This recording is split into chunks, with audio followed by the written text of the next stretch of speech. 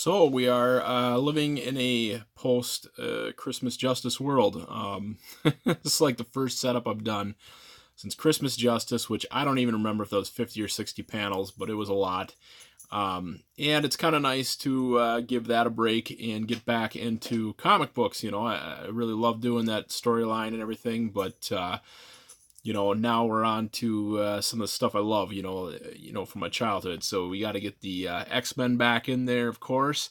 Probably do some Batman shots coming up, but who knows where this, grind will take me. But this is the first setup. I've been doing a lot of X-Men shots lately, and I've been trying to hit all the through the ages, even my not so favorite eras. And this one here, I did like the Utopia era, but it's definitely not my favorite. Although there was some good stuff there, it's probably my most favorite since Astonishing. From then until now, is that run with the Utopia with Cyclops in that uniform and Emma Frost and that version of Colossus I hate, but it was kind of a cool thing, but just making him Juggernaut just seems kind of dumb. And then Magneto, you see him finally become a good guy-ish, character, so that's kind of cool. But nice, simple shot to get us back into it. And this is kind of based on a piece of art I found online on Instagram, and it's just these four. Actually, Magneto's not in that one. It's actually Storm that's in it. But given the era and everything that was going on, I kind of like this one better. So, but yeah, this is our first shot. Let's move on to the next one. So this is what happens in the lab a lot. I think I said I was going to do X-Men shots. I got way sidetracked. Now I'm doing a Red Skull shot from Uncanny Avengers. It's from the first four issues.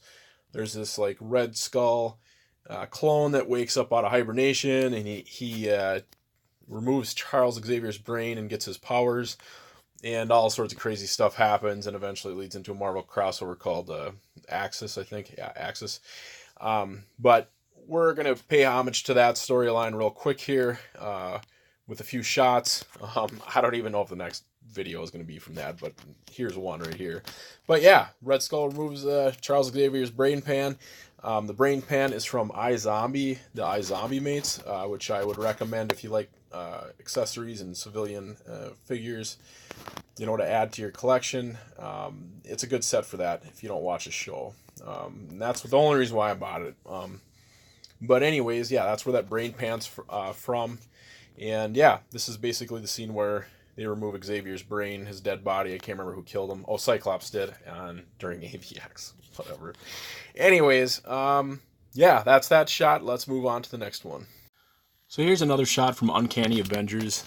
The beginning, I think, opens up with Avalanche tearing up a city street, and the Avengers and X-Men kind of teaming up to clean up and save people. I don't think I'm going to do... maybe I will. We'll see what happens. I'm done for tonight. Whatever happens next happens tomorrow. I'm pretty tired, but I plan on continuing on with the Uncanny Avengers run. But yeah, as far as this picture goes, there's a wire back there holding up Rogue. And then Thor has one too, and then just finding a nice low angle to get the wires out of the shot. Yeah, so we got two of them flying. We got Cap and Wolverine getting bombarded by rocks, granite or whatever. Avalanche is thrown at them. Yeah, it's cool to get X-Men and Avengers together, fighting together, and then throwing in a mutant like Avalanche in as a antagonist. So, fun shot. A lot going on here. All these styrofoam rocks I made myself, the gray ones. Those big ones that Avalanche is standing on top of, those are just garden rocks, field rocks and stuff. And then I peppered the scene with this kinetic sand, kinetic gravel actually is what it is, just to add a little bit more, tore up asphalt and street or whatever. So yeah, that's pretty much it for this shot. Let's go on to the next one. So here's our next shot. This is going to be Wolverine cutting off the Red Skull's hand. A nice, close, tight up, shot or whatever. This is all going to get cropped down, but Yeah, basically it's Wolverine striking and taking off Red Skull's hands. So there was another shot that you guys missed that I forgot to do a video for behind the scenes. You'll see that at the end of this one. So when that pops up, don't be surprised. I just forgot to record it. But yeah, this one should turn out pretty cool. Got a little feature of Wolverine. He does cut off his hand in the Uncanny Avengers run. So, yeah, just want to pay homage to that part. On to the next shot. So here's going to be our last shot of the Uncanny Avengers. This is like the last panel, I think, of the 4th issue.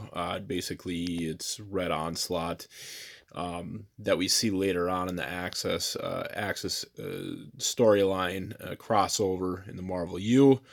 But it's him basically in a cave, and he's turned into the Red Onslaught. So pay a quick homage to it. We got the mini-mate. I don't know if I'll ever do Access shots, but, may as well throw in a quick Red Skull Onslaught, shot, just because he'll probably never see him on my newsfeed otherwise. And it's a fairly simple shot. I got these 2 rocks out of the field across the road from my home, and they make a good background, good cave setting, and yeah.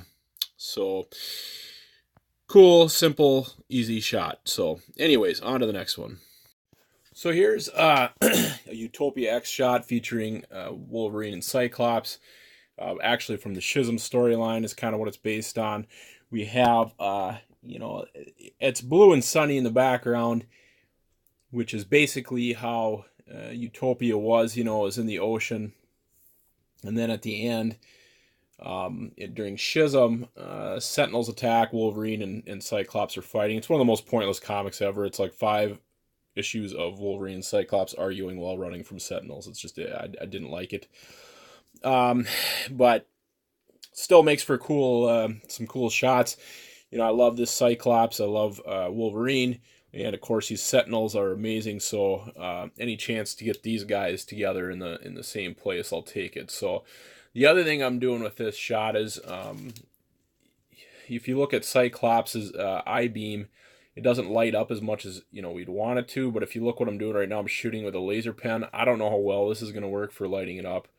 Not as much as I want to, but it does help a little bit to get some more brightness to it while taking pictures.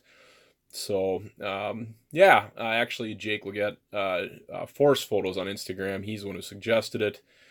So I figured I'd get one from the cat section at Walmart for like $2 or something like that. I'm going to try it on this. I'm going to try it on some flame effects too.